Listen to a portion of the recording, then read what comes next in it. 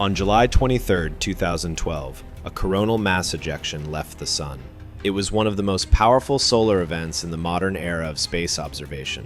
A magnetized cloud of plasma, billions of tons of charged particles, was hurled into space at approximately 3,000 kilometers per second, roughly 1% of the speed of light. It missed Earth by 9 days. Not 9 days of travel time, 9 days in the orbital geometry. Earth had been in that region of space 9 days earlier. When the CME passed through the point where Earth had been, the planet was elsewhere in its orbit. The event was observed by the Stereo A spacecraft, which was in the right position to measure it directly. The scientists who analyzed the event estimated that if it had been aimed at Earth, it would have been comparable in intensity to the Carrington Event of 1859, the largest geomagnetic storm in the modern observational record. The Carrington Event disrupted telegraph systems across North America and Europe. Sparks flew from telegraph equipment. Operators received electric shocks. Some systems continued to function for hours after being disconnected from their power sources, running on the induced current from the geomagnetic storm alone. That was 1859. The most sophisticated electrical technology of the time was the telegraph.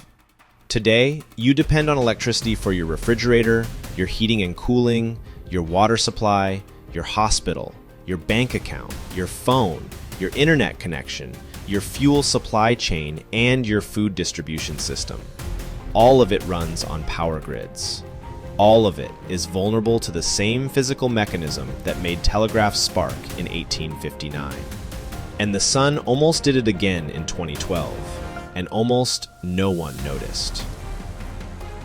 In this video, we are going to go through exactly what solar flares and coronal mass ejections are, what they do to Earth's infrastructure, what the historical record shows about how frequently events of different severities occur, and what the 2008 National Academy of Sciences report estimated the damage from a Carrington-level event would be in the modern world. There is something in the fourth section of this video that most people find the most alarming. Not the 1859 event, not the 2012 near miss, but an event in 1989 and another in 2003 that actually did damage infrastructure, and what those events reveal about the gap between what we have experienced and what we are capable of experiencing. And there is something in the fifth section about what specifically would fail in what order and what the cascade of failures looks like, that most infrastructure engineers describe as the single most credible civilizational scale risk that is neither being adequately monitored nor adequately prepared for.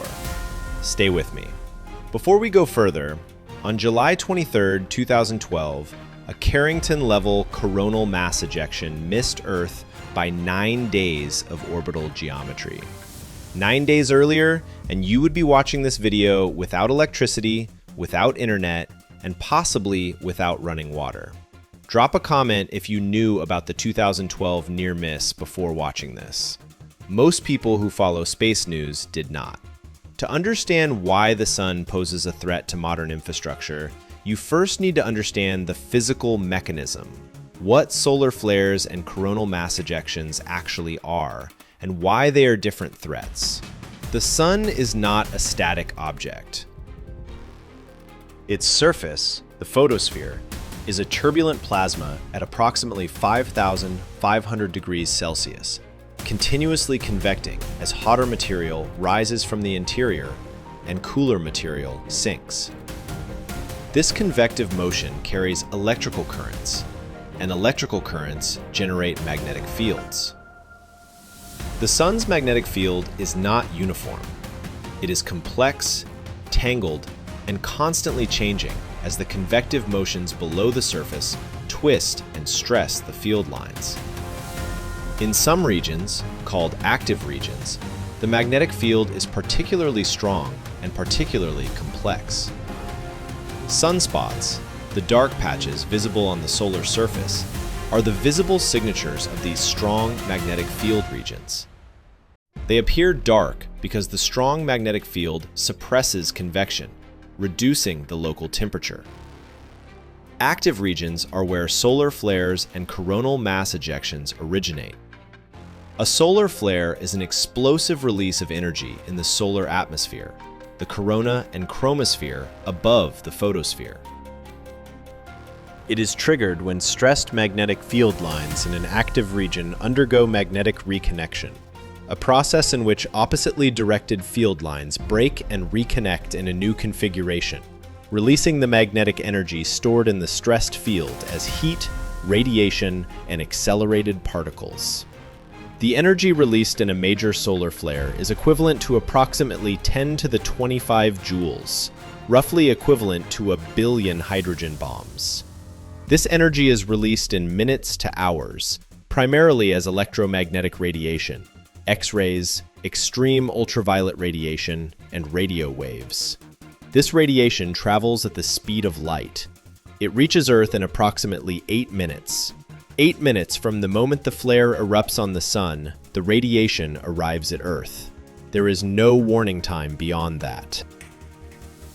The radiation affects Earth's ionosphere, the upper layer of the atmosphere where solar radiation ionizes gas molecules, causing rapid changes in electron density that disrupt radio communications, GPS signals, and satellite operations. A coronal mass ejection is a different phenomenon, larger, slower, and in many ways more dangerous.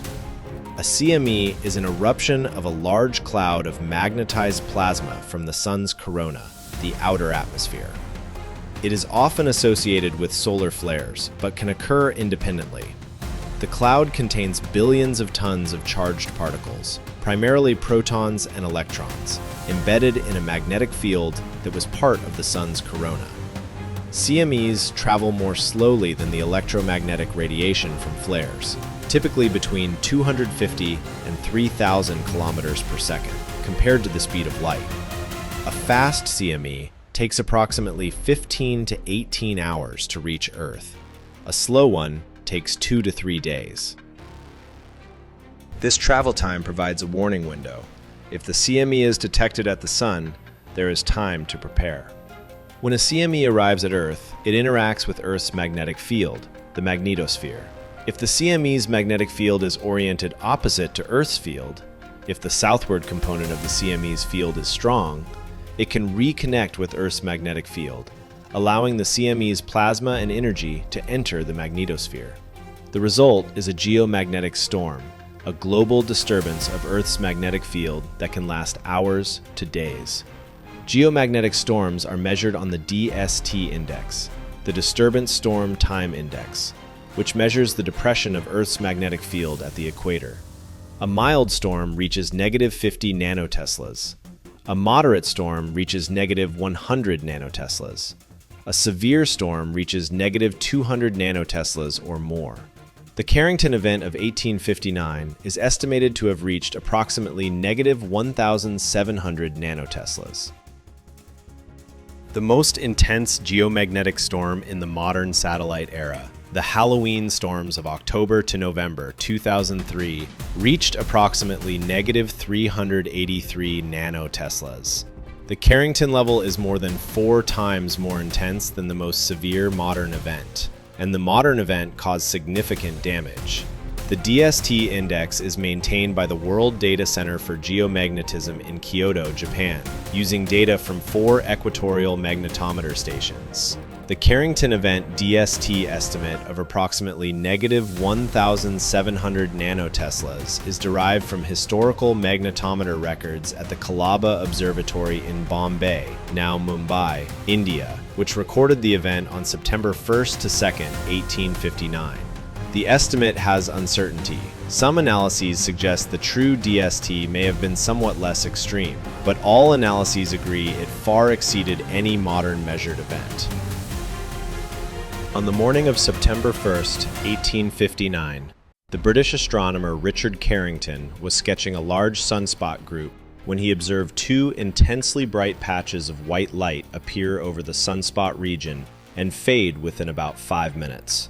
He had observed a solar flare, the first directly observed solar flare in history.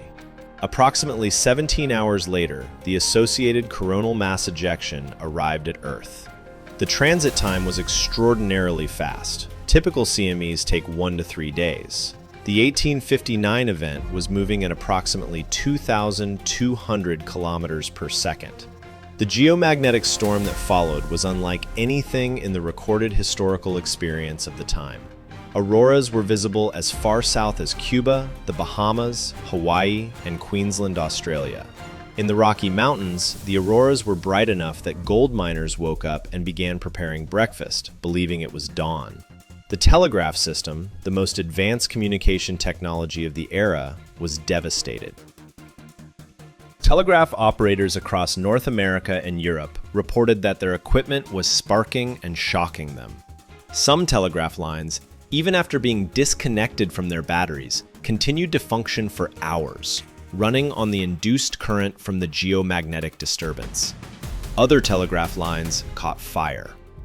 The paper in some telegraph stations ignited from the electrical surges. The Carrington event caused significant disruption to the most critical infrastructure of its era. It did not cause lasting damage to civilization because the infrastructure of 1859 was simple enough to recover from electrical surges without long-term consequences. When the storm subsided, the telegraph operators reconnected their batteries and resumed operations. Now consider what the equivalent event means for your world. You depend on electricity for everything that keeps you alive. The water that comes from your tap is pumped by electric motors. The food in your refrigerator is preserved by electric cooling. The hospital nearest to you requires electricity for every life-sustaining machine. The heating or cooling that keeps your home habitable in extreme temperatures runs on electricity. The fuel pumps at every gas station in your city run on electricity. None of this was true in 1859. A Carrington-level geomagnetic storm today would not merely disrupt the equivalent of a telegraph system. It would affect the electrical infrastructure on which modern civilization depends at every level simultaneously. The mechanism is geomagnetically induced currents, GICs. When the geomagnetic field changes rapidly during a storm, it induces quasi-DC electrical currents in any long conductor on or near Earth's surface. Power transmission lines, which span hundreds to thousands of kilometers, are exactly the kind of long conductors in which GICs are most strongly induced. GICs flowing through power transmission lines cause problems at the transformers, the critical components that step voltage up and down at every node of the power grid. GICs saturate the iron cores of transformers, causing them to operate outside their design parameters. Saturated transformers overheat. Overheating damages the insulation of the transformer windings. Damaged insulation leads to transformer failure. Large, high-voltage transformers, the units that form the backbone of continental power grids, are not stockpiled as spares. They are custom-designed, custom-manufactured, and extremely expensive. They weigh hundreds of tons and require specialized transportation and installation. Their manufacturing lead time under normal conditions is 12 to 18 months. During a Carrington-level event, multiple transformers could fail simultaneously across a continental power grid. The timeline for restoring power, dependent on manufacturing and installing replacement transformers, could extend to years. The 2008 National Academy of Sciences report, Severe Space Weather Events: Understanding Societal and Economic Impacts, estimated that a Carrington-level geomagnetic storm could cause power outages affecting 130 million people in the United States, with restoration times of 4 to 10 years and direct economic costs of $1 to $2 trillion in the first year. The report identified the loss of large, high-voltage transformers as the primary vulnerability, noting that the United States has approximately 2,000 such transformers, most of which are more than 25 years old and none of which are stockpiled as spares.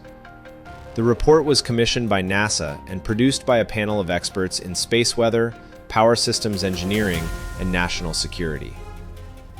Let's move from the historical record to the modern record. Because the modern record contains events that actually damaged infrastructure.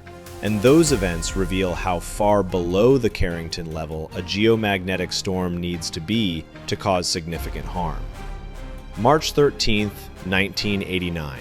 A geomagnetic storm with a DST of approximately negative 589 nanoteslas struck Earth, less than a third of the estimated Carrington intensity.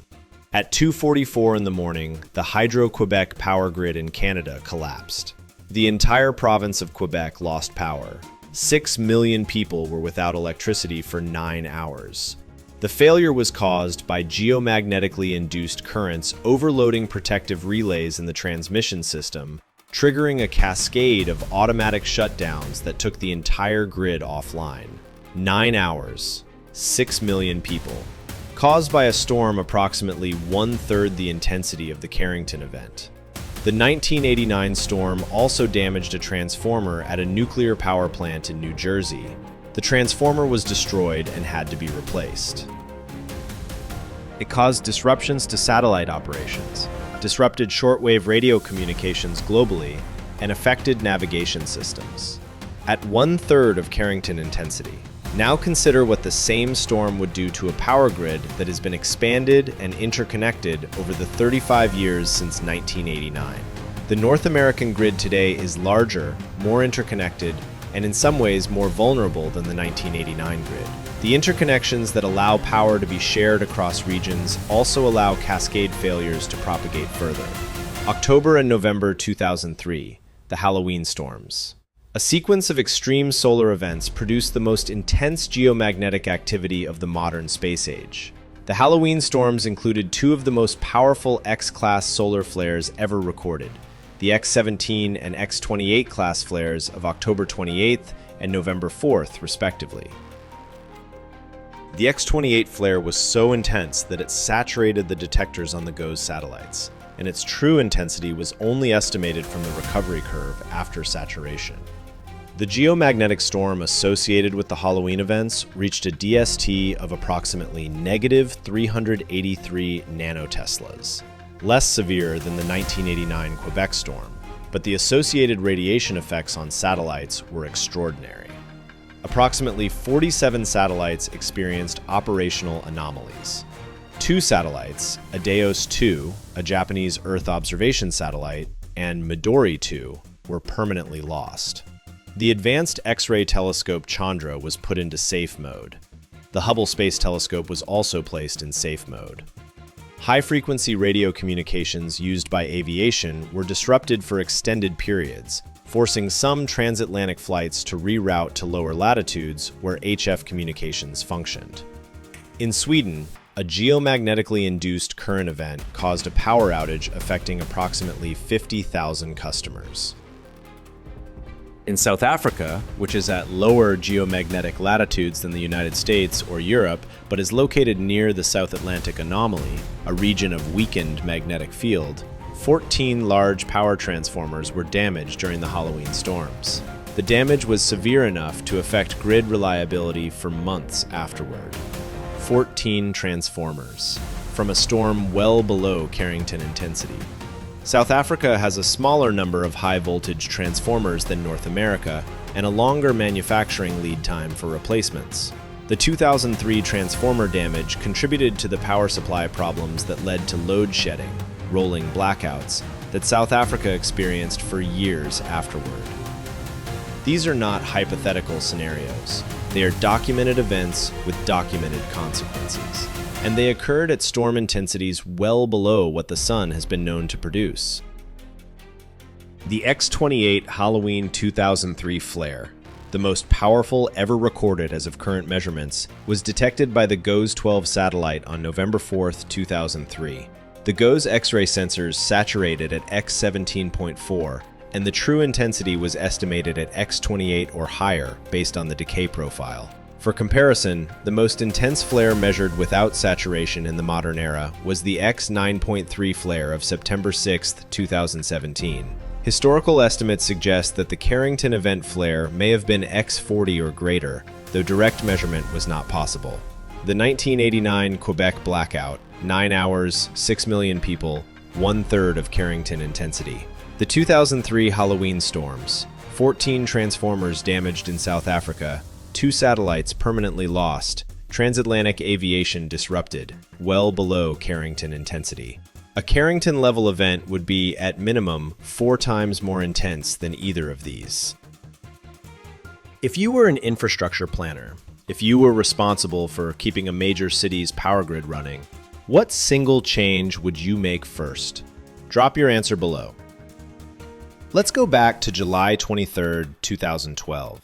The CME that the Stereo A spacecraft observed on that date was the most extreme solar event in the modern space observation era. The analysis, published by Baker and colleagues in Space Weather in 2013, concluded that the event would have caused a geomagnetic storm comparable to or exceeding the 1859 Carrington event if it had been aimed at Earth. The analysis was specific about the mechanism. The 2012 CME had an unusually strong southward magnetic field component, the component that reconnects most effectively with Earth's field and drives the most severe geomagnetic storms. It was also moving at approximately 3,000 kilometers per second, among the fastest CMEs ever measured. The combination of extreme speed, extreme magnetic field strength, and extreme southward orientation made it the most dangerous solar event that has occurred within the modern observational record. It missed Earth by 9 days of orbital geometry. This is not a close call in the sense of a few hours or a few degrees. 9 days is substantial, but it illustrates a point that space weather scientists have been making for years, that the occurrence of Carrington-level events is not a historical anomaly. They are a feature of solar activity that has occurred in the past and will occur again. The question is not whether, but when. The probability of a Carrington-level event in any given decade has been estimated at approximately 12% by Pete Riley, a solar physicist at Predictive Science, Inc., in a 2012 paper in Space Weather. This estimate was based on the statistical distribution of solar storm intensities derived from historical and instrumental records. 12% per decade. In any given 10-year period, there is approximately a 12% probability of an event comparable to the Carrington event. Over a 50-year period, a reasonable planning horizon for infrastructure, the cumulative probability approaches approximately 50%, a coin flip. Over the next 50 years, there is roughly a coin flip probability of a Carrington-level geomagnetic storm. The infrastructure that would be affected by such an event, the power grids, the satellites, the communication systems, has not been hardened against it. The preparation that has been done is incomplete, underfunded, and in most countries, not systematically coordinated. NASA's Space Weather Action Center and NOAA's Space Weather Prediction Center provide real-time monitoring and forecasting of solar activity. They can detect CMEs when they leave the sun and estimate their arrival time and properties. But the prediction of a CME's magnetic field orientation, the single most important parameter for determining how severe the resulting geomagnetic storm will be, cannot be made until the CME is approximately 15 minutes from Earth, when it reaches the L1 Lagrange point, where the ACE and DSCOVR spacecraft are stationed. 15 minutes of warning for the most important parameter. 15 minutes to implement whatever protective measures are possible for a continental power grid. Grid operators can, in principle, reduce the grid's vulnerability by shedding load, deliberately cutting power to portions of the grid, and by adjusting the operating state of transformers to reduce their exposure to GICs. But implementing these measures across a continental grid in 15 minutes requires pre-established procedures, trained operators, and coordination mechanisms that are not universally in place. The Baker et al. 2013 paper in Space Weather, titled "A Major Solar Eruptive Event in July 2012, Defining Extreme Space Weather Scenarios," used data from the Stereo A spacecraft to characterize the July 23, 2012 CME. The paper found that the CME's properties, including its speed, magnetic field strength, and southward field component, were consistent with or exceeded the estimated properties of the 1859 Carrington Event CME. The authors noted that had the CME been directed at Earth, the resulting geomagnetic storm would likely have exceeded anything in the historical record. The paper is among the most cited in the space weather literature. Let's go through what actually happens, step by step, system by system, in the hours and days following a Carrington-level geomagnetic storm hitting Earth. The sequence matters as much as the individual failures. Modern infrastructure is not a collection of independent systems. It is a network of interdependent systems in which the failure of one component degrades the function of others, which degrades the function of others still. The cascade is what makes the scenario catastrophic rather than merely disruptive. Hour 0. The CME arrives. The geomagnetic storm begins within minutes of the CME's arrival. Geomagnetically induced currents begin flowing in power transmission lines across the affected hemisphere. In the first hour, protective relays in multiple substations trip in response to the anomalous currents. The automatic protection systems that are designed to prevent equipment damage begin isolating segments of the grid.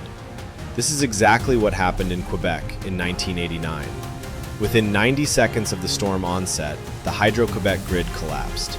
The protective systems did their job.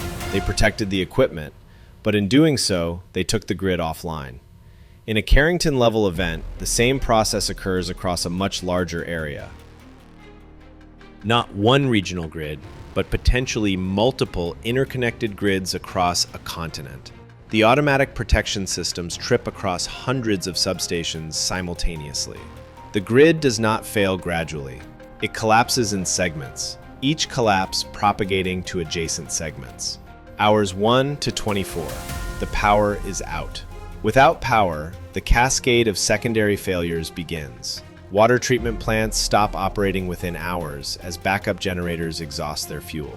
Without water treatment, municipal water supplies become unsafe within days. Fuel pumps at gas stations require electricity. Without fuel, emergency generators, the backup power systems for hospitals, communication infrastructure, and data centers, exhaust their fuel within 24 to 72 hours, depending on tank size and consumption rate. Hospitals can maintain critical functions on generator power, but generators require fuel. As fuel runs out, hospital capacity diminishes. Refrigerated medications, insulin, certain antibiotics, blood products, cannot be maintained without cooling. The supply chain for these medications, which depends on refrigerated transportation, is also disrupted.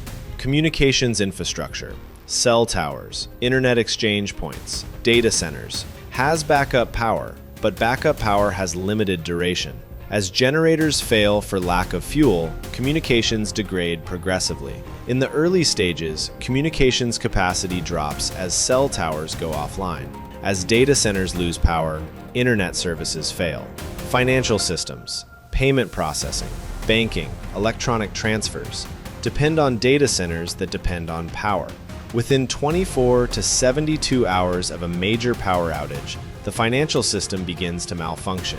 A TMS cannot dispense cash when networks fail. Point-of-sale systems stop working. The electronic infrastructure of commerce stops. Days 1 to 7, the supply chain fails. Modern food distribution operates on a just-in-time supply chain. Grocery stores typically carry 3 to 5 days of inventory. Distribution centers carry more, but distribution depends on functioning logistics. Trucks with fuel, warehouses with power for refrigeration, communication systems for coordination. Within a week of a grid failure affecting a major region, food distribution begins to break down. Not uniformly, some areas will have more inventory than others, some distribution systems will function longer, but the trend is toward increasing scarcity. Weeks to months. Transformer replacement begins, slowly. The bottleneck is the large high-voltage transformers. These are not standard components. They are custom designed for specific locations in the grid, custom manufactured, and require specialized installation. The United States has approximately 2,000 such transformers. There are no significant stockpiles of spares. Under normal manufacturing conditions, a single large transformer takes 12 to 18 months to build. After a Carrington-level event that damages dozens to hundreds of transformers across the grid simultaneously, the manufacturing capacity of the global transformer industry would be overwhelmed. Lead times would extend further. The 2008 National Academy of Sciences report estimated restoration times of 4 to 10 years for the most severely affected regions. 4 to 10 years. The scenario is not a temporary disruption followed by a return to normal. It is a sustained infrastructure failure, lasting years, during which the secondary consequences, public health, food security, economic collapse, social order, compound the initial physical damage. The cascading failure analysis for severe geomagnetic storms has been refined by multiple studies since the 2008 NAS report. A 2013 study by Otten and colleagues in risk analysis modeled economic losses from a Carrington-level event affecting the U.S. and found that direct and indirect losses could reach 0.6 to $2.6 trillion in the first year, with GDP impacts persisting for 4 to 8 years. A 2017 study by Lloyds of London and the Atmospheric and Environmental Research Group estimated that a Carrington-level event hitting the U.S. could affect 20 to 40 million people for periods of 1 to 2 years, with economic costs between 0.6 and $2.6 trillion. Now let's talk about what is being done to prepare for this. The honest answer is some things, but not enough, and not at the scale or speed that the risk justifies. On the monitoring side, the situation is relatively good. NOAA's Space Weather Prediction Center provides 24-hour monitoring of solar activity and issues forecasts and alerts for geomagnetic storms. The ACE and Discover spacecraft at the L1 Lagrange point provide the critical 15-minute warning of incoming CME properties. The SOHO spacecraft and NASA's Solar Dynamics Observatory provide continuous imaging of the sun's activity. The monitoring infrastructure is functional and has been improving. The 15-minute warning window at L1 is a fundamental physical limitation. You cannot get more warning than the travel time from L1 to Earth. But plans exist for a spacecraft at the L5 Lagrange point, which would provide several days of advance warning of CMEs directed at Earth. No such spacecraft is currently operational. The Deep Space Climate Observatory, DSCOV, was launched in 2015 and is the primary operational solar wind monitor. Its instruments are aging. There is currently no approved replacement mission. If Discover fails before a replacement is in place, the 15-minute warning window disappears. On the infrastructure protection side, the situation is less satisfactory. GIC blocking devices, filters that prevent geomagnetically induced currents from reaching transformer cores, exist and are commercially available. Finland and Norway have installed them at selected high-risk substations. South Africa has installed some following the 2003 damage. In the United States, the deployment is limited. The SHIELD Act, legislation that would fund the stockpiling of spare high-voltage transformers and the installation of GIC blocking devices, has been introduced in the U.S. Congress multiple times since 2012. As of the current date, a comprehensive national program has not been implemented. The Federal Energy Regulatory Commission, FERC, issued Order 830 in 2016, requiring utilities to develop and implement plans to protect against geomagnetic disturbances. The standard required utilities to assess their vulnerability and implement corrective actions, but the required level of protection was criticized by space weather scientists as insufficient for a Carrington-level event. The gap between the assessed risk and the implemented protection is substantial. The 2008 NAS report estimated costs of $1 to $2 trillion from a Carrington-level event. The cost of comprehensive protection, GIC blockers, spare transformer stockpiles, grid operational procedures, is estimated at several billion to tens of billions of dollars. The cost-benefit ratio strongly favors preparation. The preparation has not been made. Why not? The reasons are familiar from other low-probability, high-consequence risks. The event has not happened in the modern era. The closest approach, the 2012 near miss, was not directly experienced by any human being or any piece of infrastructure. The timescale for a Carrington-level event, approximately 12% per decade, means that any given political cycle is more likely than not to pass without the event occurring. The costs are immediate and visible. The benefits are invisible. They consist of damage that does not happen. This is the same dynamic that makes preparation for rare but catastrophic events systematically underfunded in every domain where it applies. The sun does not adjust its behavior to political cycles. It does not wait for legislation to be passed or budgets to be approved. It produces coronal mass ejections on its own schedule, determined by the physics of the solar dynamo, not by the planning horizon of any human institution. The Discover spacecraft, the Deep Space Climate Observatory, launched February 11, 2015, is operated by NOAA and serves as the primary real-time solar wind monitor at the L1 Lagrange point. Its plasma and magnetic field instruments provide the data used for NOAA's geomagnetic storm warnings. As of 2024, Discover is in an extended mission phase beyond its original 5-year design life. The backup solar wind monitoring capability at L1 is provided by the older ACE spacecraft, launched in 1997, which is also an extended mission. No funded replacement mission for either spacecraft is currently in the launch manifest. On July 23, 2012, a coronal mass ejection left the Sun at 3,000 kilometers per second, with a southward magnetic field strong enough to produce a Carrington-level geomagnetic storm. It missed Earth by 9 days. You did not know about it. Most people who follow space news did not know about it. It was covered in scientific papers and specialist publications. It did not receive the sustained public attention proportional to what would have happened if the geometry had been different. The Sun will produce another event like this. The statistics are unambiguous. The historical record is clear. The only question is timing, and the timing is not knowable in advance. The primary solar wind monitor that would detect the next event, DSCOVR, is operating beyond its design life, with no funded replacement in the manifest. The GIC blocking technology that would protect the most critical transformers is not deployed at scale.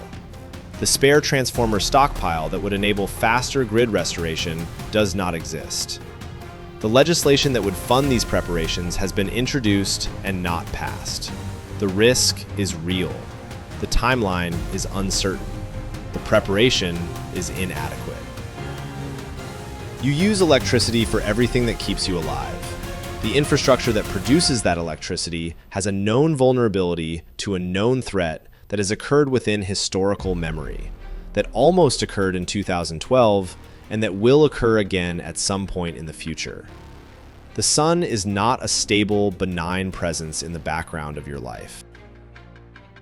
It is an active, variable star that has already demonstrated the capacity to destroy the telegraph system of 1859, collapse the Quebec grid in 1989, damage 14 transformers in South Africa in 2003, and narrowly miss Earth with a Carrington-level event in 2012.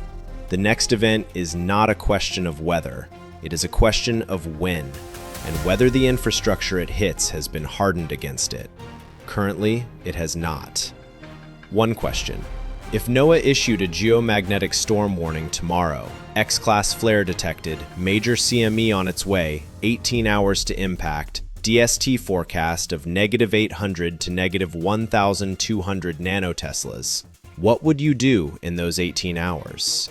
Not the governmental response, your personal response. What do you actually have at home that would let you function without grid power for weeks to months? Drop your honest answer below. I want to know the actual state of individual preparedness. Next video, the Big Rip, the alternative end of the universe that is worse than heat death. If dark energy is phantom, if its density increases as the universe expands, then the endpoint is not cold darkness over quadrillions of years. It is a catastrophic expansion that tears apart galaxy clusters, then galaxies, then solar systems, then planets, then atoms, in sequence over the next 10 to 20 billion years. See you there.